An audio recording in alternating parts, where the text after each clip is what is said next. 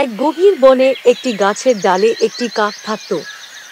সেই কাকের নাম ছিল কালু। কালু ছিল খুব লোভী এবং সে অন্যদের খাবার চুরি করে খেয়ে ফেলত।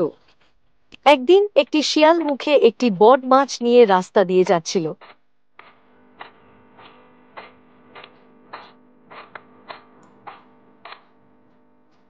যেতে যেতে সে কাকের সামনে পড়ে গেল।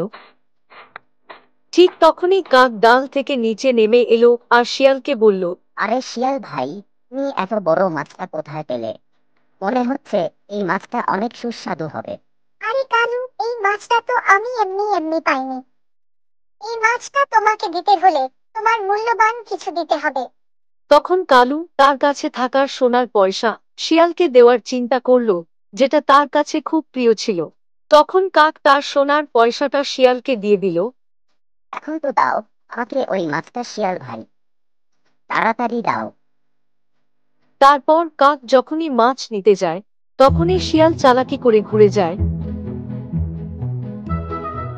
আর সেখান থেকে চলে যায় এবং কাক তার লোভের শাস্তি পায়।